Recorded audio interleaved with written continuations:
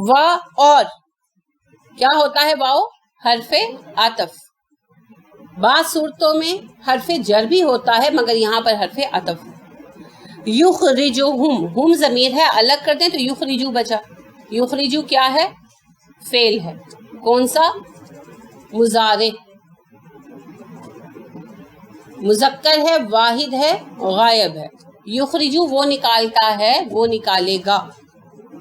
وَيُخْرِجُهُمْ وہ انہیں نکالے گا من الظلمات اندھیروں میں سے. اب الظلماتو تھا من نے اسے زیر دے دی تو من کیا ہے اور من الظلماتی کیا ہے؟ مرکب جاری. شاباش. اب آپ دیکھ رہے ہیں یہ اسموں کو جر دیتے ہیں. یہ حروف جر جو ہے نا یہ اسماء کو جر دیتے ہیں. یہ بھی نوٹس فرما دیں. الظلمات ہے تو ال کیا بتا رہا ہے؟ یہ اسم ہے اور معرفہ معرف باللام. الی النوری ان نور تھا ہے بلکہ تو ال کیا بتا رہا ہے؟ معرفہ ہے اسم ہے. اور ان نورو لام جو ہے اس میں آپ کو پتا ہے سائلنٹ ہوتا ہے. یہ آپ کو پتا ہے تجوید کے اصولوں میں سے ہے نا حروف قمری حروف شمسی. تو ان نور جو ہے اس کو زیر کیوں آئی؟ الا کی وجہ سے. الا پھر کیا بنا؟ حرف جر. اور الا نور کیا بنا؟ مرکب جاری. بھی اذن ہی اپنے اذن سے. ہی کیا ہے؟ ضمیر. اس کی اصل شکل کیا ہوتی ہے؟ ہو. ہی ہو گیا. اچھا اذن جو ہے اس کو بھی زیر آ گئی ہی کے ساتھ ملنے کی وجہ سے. اور دی کس نے؟ بی نے. شاباش. بی نے. بی کیا ہے؟ حرف جر. اور بے اذن ہی مرکب جاری. اپنے اذن کے ساتھ وہ انہیں اندھیروں سے روشنی کی طرف نکالتا ہے اپنے حکم سے. اللہ رب کریم یہ دیکھیں نا یہ حدیث آئیں دوبارہ. اللہ رب کریم ان لوگوں کو جو اس کی رضا کی پیروی کرتے ہیں سلامتی کا راستہ دکھاتا ہے اور ان سارے لوگوں کو اندھیروں سے اپنی حکم کے ساتھ روشنی کی طرف نکال لاتا ہے. اب دو باتیں دیکھیے. ایک اندھیرے کے لیے جمع آئی ظلمات کیونکہ اندھیرے بہت سارے ہیں. خواہشات بھی ہو سکتی ہیں ترغیبات بھی ہو سکتی ہیں دین میں تحریفات بھی ہو سکتی ہیں شرک بھی ہے ظلم ہے مال کی لالچ ہے حرص ہے طمع ہے بہت کچھ ہے. جتنی دل کی بیماریاں ہیں نا سب اندھیرے ہیں شیطان کے پھندے ہیں. اور روشنی ایک ہی ہے دا الٹیمیٹ لائٹ. کیا ہے وہ؟ وہی.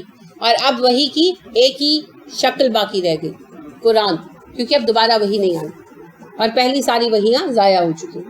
تو قرآن تو اللہ نے کہا قرآن نور ہے اور میں اندھیروں سے نکال کر انہیں نور میں لے آتا ہوں. اس نور کی دیکھنے کی صلاحیت دے دیتا ہوں. کس طرح؟ اللہ کی رضا پر چلنے سے. تو جو اللہ کی رضا کو فالو کرتا ہے پھر اللہ اسے چنتے ہیں. یہ جو کہتے ہیں نا اللہ جدو چاہے گا ہدایت دے دے گا یہاں ہدایت کا تو سلسلہ ہو رہا ہے. اللہ کہہ رہے ہیں میں سیدھے راستے کی ہدایت بھی دیتا ہوں اندھیروں سے روشنی میں بھی لے آتا ہوں. اندھیرے چھٹ جاتے ہیں روشنی کافی ہو جاتی ہے. لیکن شرط کیا ہے؟ جو اللہ کی رضا کی پیروی کرے. تو لہٰذا یہ کہنا ٹی وی کے آگے بیٹھ کر ناچ گانے دیکھتے ہوئے جدو اللہ چاہے گا جی ہدایت دے دے گا نماز قضا کرتے ہوئے جدو اللہ چاہے گا ہدایت دے دے گا ایسے نہیں ہوتا. اللہ کی رضا کی پیروی کرو گے پھر اللہ منتخب کریں گے پھر اللہ رب کریم چنیں گے. دیکھیں آپ چاہتے ہیں آپ کا ٹیسٹ آپ کا ایڈمیشن ہو جائے میڈیکل کالج میں ٹیسٹ دیں گے تو سلیکٹ ہوں گے نا. یا آپ کہیں چونکہ میں میڈیکل پڑھنا چاہتی ہوں اور میں بہت اچھی ہوں مجھے یہ بھی آتا ہے اور مجھے وہ بھی آتا ہے تو مجھے گھر آ کر لے جائے میڈیکل یونیورسٹی والے. انہیں کیا مصیبت پڑی ہے؟ آپ جائیں ٹیسٹ میں شریک ہوں پھر آپ کوالیفائی کریں گے تو میڈیکل والے آپ کو لے لیں گے. حتیٰ کہ تھوڑی بہت کمی بھی ہوگی تو لے لیں گے. ہوتا ہے نا جیسے کسی کے نمبر ایڈمیشن ٹیسٹ پہ کم آتے ہیں مگر وہ ڈبیٹر اچھا ہوتا ہے تو لے لیتے. کہ کوئی جو ہے وہ جو ہے سیلف فائنینس کر سکتا ہے تو اس کو بھی لے لیتے ہیں. مختلف ترجیحات ہیں نا ان کی. کوئی جو ہے وہ کوٹے میں چلا جاتا ہے، یعنی کہ کسی فوجی کا بچہ ہے، پولیس کا والے کا بچہ ہے، تو ایسی صورت میں ان کے کوٹے ہوتے ہیں نا، اس میں بھی پھر داخلے ہو جاتے ہیں. اس طرح کی بہت ساری چیزیں ہیں. کوئی اقلیت میں سے ہے تو اس لیے ہو جاتی ہے سلیکشن. وہی بات ہے کہ جب ہم ٹیسٹ میں اپیئر ہوں گے، اللہ کی رضا پر چلنے کی کوشش کریں گے، انشاءاللہ سلیکٹ ہوں گے اول تو، اور اگر کوئی کمی بھی ہوگی تو اللہ کچھ نہ کچھ سٹار وغیرہ دے کر چن نہیں لیں گے. اللہ کسی کو واپس نہیں بھیجتے. ثبوت کیا ہے اس بات کا؟ اللہ کے نبی صلی اللہ علیہ وسلم نے کبھی کسی کو واپس نہیں بھیجا، ہے نا. آپ صلی اللہ علیہ وسلم نے اپنی محفل سے کبھی کسی کو واپس نہیں بھیجا، کبھی کسی کو واپس نہیں بھیجا. چاہے اس کا منافق ہونا ظاہر بھی ہوتا تھا تب بھی نہیں بھیجتے تھے. آپ نے نہیں بھیجا، خود کوئی اٹھ کے چلا جائے تو چلا جائے. تو اللہ رب کریم کے جو طریقے ہیں، اصل میں انسان اسی فطرت پر پیدا کیا. اگر فطرت کے سب سے زیادہ قریب انبیاء ہیں، اور انبیاء میں سب سے زیادہ رسول اکرم صلی اللہ علیہ وسلم. تو آپ صلی اللہ علیہ وسلم کا یہ طریقہ ہمیں کیا بتاتا ہے؟ اللہ اپنی محفل میں سے کسی کو خارج نہیں کرتا. جو قرب چاہتا ہے اللہ اسے ہٹاتا نہیں. ہاں، ہر کسی کو اس کے ظرف کے مطابق عطا کرتا ہے. جس کے پاس کوزہ ہے یعنی پیالہ ہے، اس کو سمندر تو دیا نہیں جا سکتا، وہ پھر ظرف ہے. جیسا میں نے آپ سے عرض کیا، اگر آپ دودھ بانٹ رہے ہو اور کوئی آپ کے پاس کولر لے کر آ جائے اور کوئی آپ کے پاس گلاس لے کر آ جائے تو اتنا ہی دیں گے نا جتنا اس کا برتن ہے. اب اگر وہ کہے جی اس کو کولر بھر کے دے دیا 16 لیٹر کا، تو آپ کیا کہیں گے؟ تم بھی کولر لے آؤ. اب اللہ کس کو کتنا دے رہے ہیں؟ جتنا اس کا ظرف ہے. اللہ دیتے وقت تولتے ناپتے نہیں ہیں. بات یہ ہے جتنا ہمارا پیمانہ ہے اتنا ہی سمیٹیں گے نا. اگر ہمارا ہی پیمانہ کم ہے تو پھر ہماری خطا. لہٰذا وسعت پیدا کریں، وسعت پیدا کریں. اور وسعت پیدا ہوتی ہے دینے سے. جب پہلی چیزوں کے ساتھ جگہ بھری رہے نا تو پھر وسعت کیسی آئے گی؟ نئی چیز کے لیے جگہ بنانے کے لیے پرانی چیزیں نکالنی ہوں گی. مال چاہیے، پہلا مال خرچ کریں، اس کے بغیر نہیں ملے گا. عمر چاہیے، اپنے وقت کو خرچ کریں. رشتے چاہیے، اپنے پہلے رشتوں کا حق ادا کریں. اگر آپ کو اللہ سے فضل چاہیے تو اپنا فضل لوگوں کے ساتھ تقسیم کریں. لوگوں پر مہربان ہو جائیں، اللہ کی طرف سے مہربانی آئے. جو چیز چاہیے نا اس کو دیں، پھر وہ چیز پلٹ کر آئے اور جگہ بنائیں. اور اگر ہمارے دل میں تنگی ہے، تھوڑی جگہ ہرس نے گھیر رکھی ہے، تھوڑی جگہ غصے نے گھیر رکھی ہے، گانٹھیں رکھی ہوئی ہیں آپ کے باندھ باندھ کر، تو پھر دل میں جگہ کتنی بچے گی خیر کے لیے؟ صاف دل کر لیں تو پھر خیر کے لیے بڑی جگہ. اللہ کے پاس خیر کی کمی نہیں ہے. ہمارا ظرف جتنا ہے اتنی خیر ملے گی. اور پھر ایک بات ہمیشہ یاد رکھیے گا، گندے برتن میں دودھ ڈالیں گے تو دودھ بھی پھٹ جائے گا، ہے نا. لہٰذا اگر خیر بھی آئے گی نا تنگ دلوں میں، ظالم دلوں میں، تو پھر وہ بھی ضائع ہو جائے گی. لہٰذا مال خیر ہے نا، مال بھی تو خیر ہے. تو جب ظالموں کے ہاتھ میں آتا ہے تو کیا ہوتا ہے؟ فتنہ بن جاتا.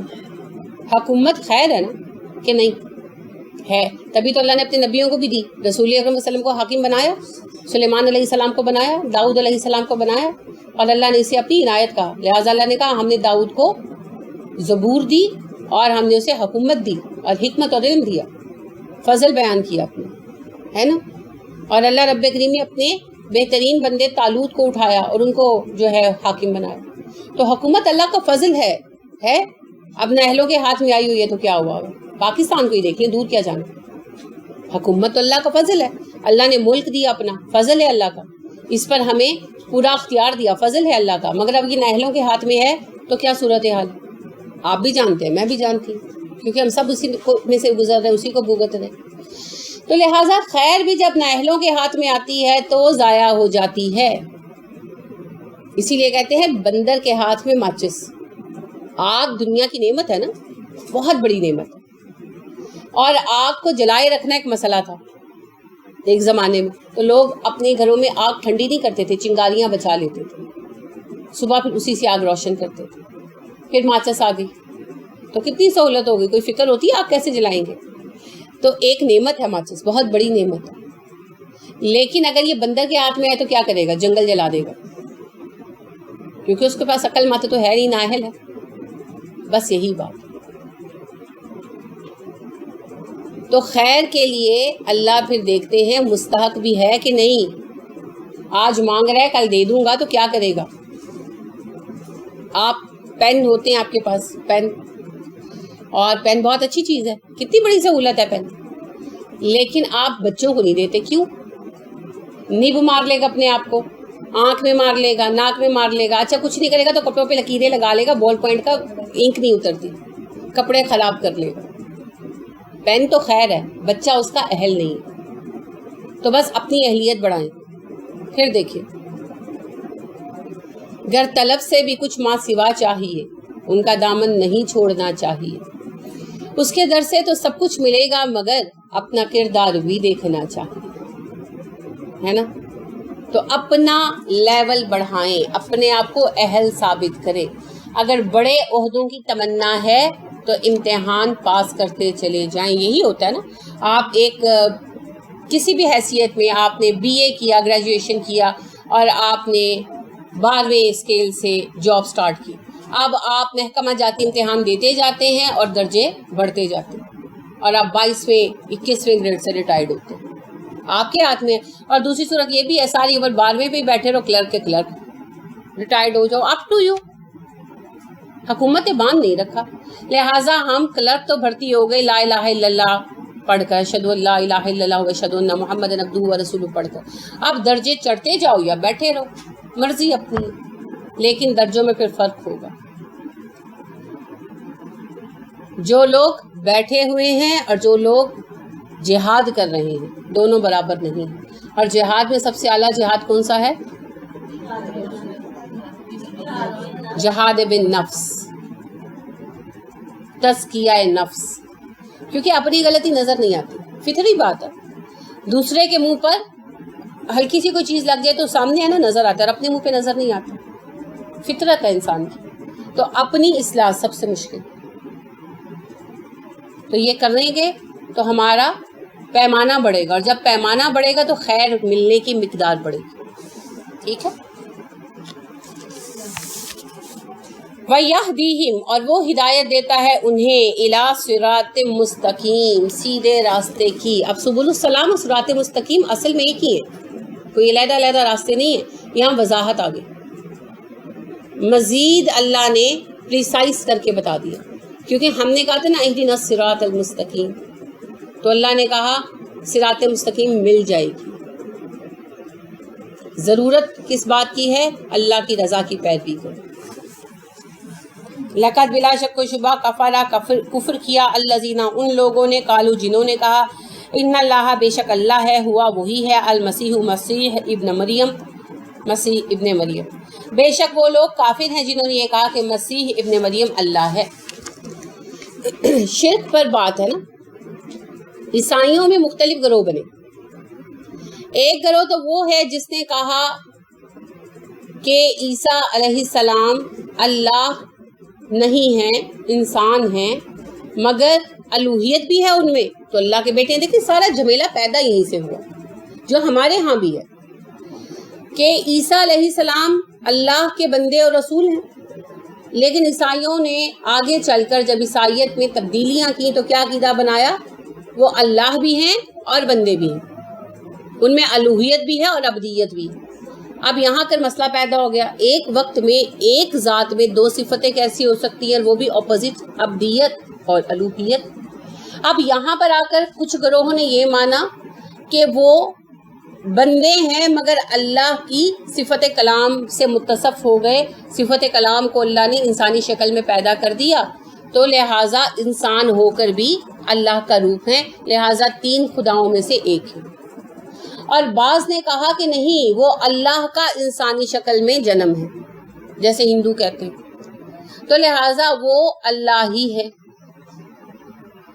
لیکن چونکہ انہوں نے ایک انسانی شکل میں جنم لیا تو بیٹا خدا کہلائے. یہ سارا جھمیلا وہیں سے پیدا ہوا، جیسے ہم نے پیدا کیا. رسول اکرم صلی اللہ علیہ وسلم انسان بھی ہیں اور نور بھی ہیں. ہم اہل سنت کا عقیدہ ہے انسان بھی ہیں اور نور بھی ہیں. اچھا جی، اب پھر جب اس بات کو مان لیتے ہیں نا، پھر آگے سارا چکر شروع ہوتا ہے. ابدیت کہاں ختم ہو گئی، نورانیت کہاں شروع ہو گئی. اب نورانیت بڑھتے بڑھتے الوہیت بن گئی. وہ سارے قصے وہ چل پڑے نا. یہ سارا جو آپ پھیر دیکھتے ہیں نا, یہ سارا سنی وہابی جھگڑا دیکھتے ہیں, اسی چیز پر بیس کرتا ہے. اور رسول اکرم صلی اللہ علیہ وسلم نے خود کیا کہا تھا, میرا مرتبہ میری حد سے نہ بڑھانا, مجھے ہمیشہ اللہ کا بندہ اور رسول کہتے رہنا. اللہ لعنت کرے یہودیوں عیسائیوں پر جنہوں نے اپنے نبیوں کی قبروں کو سجدہ گاہ بنا لیا. تم میری قبر کو سجدہ گاہ بھی مت بنانا. میں تمہیں یہ بات کئی بار کہہ چکا ہوں. آخری بات اپنی امت سے یہی فرمائی, ہم سے یہی فرمائی. اور پھر کہا اللہ تجھ پر گواہ رہنا, 3 مرتبہ کہا. کس بات پر؟ کہ آپ نے کہا میں بارہا آپ کو یہ بتا چکا ہوں. کیا؟ کہ میرا رتبہ حد سے مت بڑھانا, مجھے اللہ کا بندہ اور رسول کہتے رہنا. جب یہ بیچ میں یہ فلسفہ نکالتے ہیں نا, تو تب آ کر مسئلے پیدا ہوتے ہیں. عیسیٰ علیہ السلام کے متعلق بھی مسئلہ اسی سے پیدا ہوا کہ انہوں نے کہا عام انسان نہیں ہے, بلکہ اللہ نے انسانی شکل میں جنم لیا, یا اللہ نے اپنی صفت کلام کو انسانی شکل میں مجسم کر دیا. تو ان دونوں باتوں کو لے کر اختلاف پیدا ہوا. کسی نے کہا کہ اللہ کا روپ ہے, لہذا بیٹا خدا ہے مگر خدا ہے, مجسم اللہ ہے, کیونکہ اللہ نے انسانی شکل میں جنم لیا ہے. اور جنہوں نے یہ مانا کہ اللہ کی صفت کلام انسانی شکل میں پیدا ہوئی, تو انہوں نے کہا کہ اللہ تو نہیں ہے مگر انسان بھی نہیں, 3 خداؤں میں سے ایک ہے. تو اللہ نے کہا جنہوں نے ایسا کیا ان سب نے کفر کیا. کل کہہ دیجئے, فمن کون ہوگا, یملکو مالک, من اللہ اللہ سے, شیئن کسی چیز کا, کون ہے جو اللہ کے مقابل کسی چیز کا مالک ہے, ان اگر ارادہ اس نے ارادہ کر لیا, اللہ نے ارادہ کر لیا, ان کے یہلکا وہ ہلاک کر دے. ہے لام کاف سے ہے نا, اور یہلک کیا ہے, مضارع مذکر واحد غائب. یہلکا وہ ہلاک کر دے کسے جی, المسیح ابن مریمہ, مسیح بن مریم کو, و امہ اور اس کی ماں کو, ومن اور جو کچھ بھی ہے, فی الارض زمین میں, جمیعاً سب کا سب. اللہ فرما رہے ہیں ان سے پوچھئے کون کسی بھی چیز پر اختیار رکھتا ہے ایسی صورت میں اگر اللہ یہ فیصلہ کر لے کہ مسیح ابن مریم اور اس کی ماں کو مار دینا ہے اور زمین کی پوری چیزوں کو ختم کر دینا, تو کون ہے جو کسی چیز کو بچا سکتا. تو اللہ فرما رہے ہیں تم کہتے ہو کہ مسیح کی پیدائش معجزانہ طریقے پر ہوئی, تو اس پیدائش سے یہ ثابت ہوا کہ وہ خدا ہے, حالانکہ بات یہ ہے کہ مسیح تو میرا بندہ ہے اور مریم بھی میری ایک بندی ہے. میں انہیں جب چاہوں موت دے دوں, مریم تو وفات پا چکی, اور مسیح کو میں جب چاہوں گا موت دے دوں گا, اور میں پوری دنیا کو ختم کرنا چاہوں تو کہ مجھے روک نہیں سکتا. اس میں ایک لطیف سا نقطہ اور بھی ہے کہ مسیح کی پیدائش پر تمہیں حیرت ہے اور اس کائنات کی پیدائش پر حیرت نہیں. کائنات کی پیدائش کیا مسیح علیہ السلام کی پیدائش سے زیادہ حیرت انگیز بات نہیں ہے؟ مسیح تو پھر ماں سے پیدا ہوئے تھے, باپ کے بغیر, لیکن کائنات کہاں سے آئی؟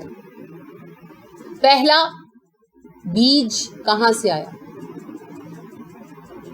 پہلی مرغی کہاں سے آئی؟ یا انڈا, اگر انڈے سے مرغی نکلی تو پہلا انڈا کہاں سے آیا؟ جتنی بھی چیزیں ہیں ان کی پہلی شکل کہاں سے آئی؟ اب تو سلسلہ چل رہا ہے, پہلے کہاں سے آئی؟ پوری کائنات کہاں سے آئی؟ کائنات کا یہ ڈیزائن کہاں سے آیا؟ یہ حیرت انگیز کم ہے؟ تو جو رب ایسی کائنات بنا سکتا ہے, کیا وہ ایک بندہ بغیر باپ کے پیدا نہیں کر سکتا؟ اور آدم علیہ السلام کی پیدائش تو عیسیٰ سے حیرت انگیز ہے, اور آدم سے بھی زیادہ حیرت انگیز پیدائش حوا کی ہے, جسے مرد سے پیدا کیا گیا. عیسیٰ تو پھر ماں سے پیدا کیے گئے نا, پورا سسٹم تھا, صرف اللہ نے استقرار حمل اپنے حکم سے کیا, اسی لیے عیسیٰ کلمت اللہ کہلائے. لیکن ہوا مرد سے پیدا کی گئی, کیسے؟ ہے نا عجیب بات. لیکن وہ مرد سے پیدا ہوئی اور پوری عورت پیدا ہوئی, کس طرح ان کے وجود سے نکالی گئی, کیا سسٹم ہوا, ہمیں کوئی تفصیل نہیں پتا. لیکن یہ اپنی میرے نزدیک سب سے انوکھی پیدائش حوا کی ہے, اور اللہ کا سب سے عجیب و غریب کرشمہ.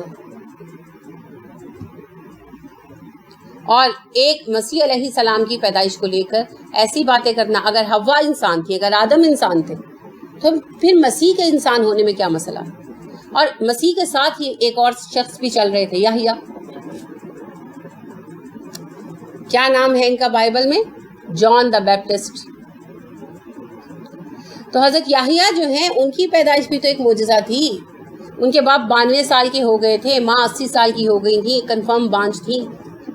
تو یحییٰ کہاں سے آئے؟ یہ حیرت انگیز بات نہیں ہے؟ اتنی بلکہ اس سے بھی زیادہ حیرت انگیز ہے. لیکن وہ رب جو چاہتا ہے وہ پیدا کرتا ہے. تو یہاں بیچ میں یہ نقطہ ہے. دو باتیں اللہ نے بطور دلیل بیان فرمائی کہ جنہیں تم خدا کہتے ہو ان کی تو موت میرے اختیار میں ہے، لہٰذا وہ خدا کیسے ہو سکتے ہیں. اور دوسری بات کہ تم ایک انسان کے بغیر باپ کے پیدا ہونے سے الجھ رہے ہو، جو کائنات بلا نام و نشان پیدا ہو گئی، وہ تمہیں حیران نہیں کرتی؟ تو جس نے اس کائنات کو پیدا کیا اسی نے عیسیٰ کو بھی بغیر باپ کے پیدا کیا. مسئلہ کیا ہے؟ کوئی مسئلہ نہیں. اصل بات پتہ ہے کیا ہے؟ وہی پرانا چکر، نبی انسان نہیں، انسان نبی نہیں ہو سکتا، اور جو نبی ہے وہ انسان نہیں ہو سکتا. یہی مسئلہ ہم نے پیدا کیا اور ہم بھی الجھ گئے، آج تک الجھے ہوئے ہیں. تو سنی میں وہابی. ملک السماوات والارض وما بینہما، بادشاہت اسی کی ہے آسمان و زمین اور اس کے مابین کی ہر چیز پر. تو ہر چیز میں انسان بھی آتے ہیں اور انسانوں میں انبیاء بھی آتے ہیں. سب اس کی ملکیت ہیں، سب اس کے غلام، سب اس کے عاجز بندے، بہت مرتبے والے ہیں. اللہ کے بعد انبیاء کی جماعت ہے اور انبیاء کے سردار رسول اکرم صلی اللہ علیہ وسلم ہے. لہٰذا بعد از خدا بزرگ تو یہ قصہ مختصر بہت بڑی سچائی ہے، مگر اللہ کے بندے ہی ہیں. یخلقو، وہ پیدا کرتا ہے، ما یشا، جو چاہتا ہے، وہ جو چاہتا ہے پیدا کرتا ہے. ایسی عجیب عجیب چیزیں اللہ نے پیدا کی ہیں نا. سنیلز کو دیکھیں آپ، عجیب سی چیز ہے، گھونگے اور پتہ نہیں کیا کیا نام بھی نہیں آتے ہیں. آسٹریلیا میں ایک پرندہ پایا جاتا ہے، اسے لائر برڈ کہتے ہیں. لائر، وہ پرندہ جو ہے نا وہ امیٹیٹ کرتا ہے آوازوں کو. آپ جو آواز وہ سنتا ہے نا وہ وہی آواز نکالتا ہے پرندوں کی. اور جیسے کٹر چل رہا ہے، اس کی میں ویڈیو دیکھ رہی تھی، آپ بھی دیکھیے گا. لائر برڈ لکھیں گے تو آ جائے گا. تقریباً جو ہے نا شتر مکھ سے ملتا جلتا، اتنا بڑا نہیں ہوتا لیکن شکل کسی حد تک اس جیسی ہے، جن کے مرغوں کی کوئی نسل ہوگی. تو وہ جو ہے آواز جو سنتا ہے اسی طرح کاپی کر لیتا ہے اسی وقت. تو جو کیمرہ مین اس کی مووی بنا رہا تھا نا، تو اس نے کیمرے کا شٹر بند کیا تو اس نے شٹر کی بھی آواز نکالی، بند ہونے کی جو آواز آتی ہے نا. تو آپ دیکھیے کیسا عجیب ساؤنڈ باکس ہے جو اللہ نے لگا دیا ہے نا عجیب. بہت ساری چیزیں ہیں دنیا میں حیرت انگیز، اور ان سے اللہ ہی واقف ہے. تو بے شمار چیزیں، تو میں نے ایک چھوٹی سی مثال پیش کی ہے، بے شمار چیزیں اور عجیب و غریب ہے. آپ چمگادڑ کو ہی دیکھ لیں، آنکھوں کے بغیر کیسا اللہ نے اس کو سسٹم دیا ہے آواز کا، کیسے کبھی سمت میں غلطی نہیں کرتی. آنکھ والا کر لے گا، چمگادڑ نہیں کرتی. اسی پر آپ کا ریڈار سسٹم بیس کرتا ہے، اسی پر کرتا ہے. اور یہ جو آپ نے دیکھا، یہ جو ہوتے ہیں ٹڈے شڈے، یہ گھاس میں کھڑے ہو جاتے ہیں اور اپنی جگہ نہیں بدلتے. وہ دور سے ایسے لگتا ہے کیڑوں مکوڑوں کو کہ یہ بھی کوئی پتی ہیں، تو صرف اپنی آنکھ ایسے ایسے ایسے گھماتے ہیں. ان کی آنکھ گھوم سکتی ہے، وہ ہر اینگل پہ اپنی آنکھ گھماتے ہیں، اور پھر جہاں ان کو نظر آتا ہے کیڑا مکوڑا زبان سے لپک لیتے ہیں. ان کی آنکھ کی اس موومنٹ کے اوپر یہ آپ کے جو ہے نا الٹرا ساؤنڈ کیمراز، ان کی بنیاد رکھی گئی. وہ ہر اینگل پہ گھوم لیتے ہیں، ادھر ادھر ادھر سارا کچھ اندر کا دکھا دیتے ہیں. تو بات یہی ہے، اللہ نے عجیب و غریب مخلوقات پیدا کی اور ان میں ہمارے لیے سبق رکھے. آپ کو پتہ ہے گرگٹ رنگ بدلتا ہے. اب فوجیوں کے لیے ایسے ڈریس تیار کرنے کی کوشش کی جا رہی ہے کہ وہ جس ماحول میں ہوں تو ویسا ہو جائے اس کا رنگ، کیموفلاج ہونے کے لیے کوشش کر رہے ہیں، کامیاب بھی ہو جائیں گے انشاءاللہ. یہ سب چیزیں اللہ نے ہمارے لیے انسینٹیو کے طور پر پیدا کی. تو جس رب نے ایسی عجیب و غریب چیزیں بنائی ہیں، تو ایک بچہ بغیر باپ کے پیدا کرنا کون سی بڑی بات ہے. واللہ علی کل شیء قدیر، اللہ ہر بات پر قادر ہے.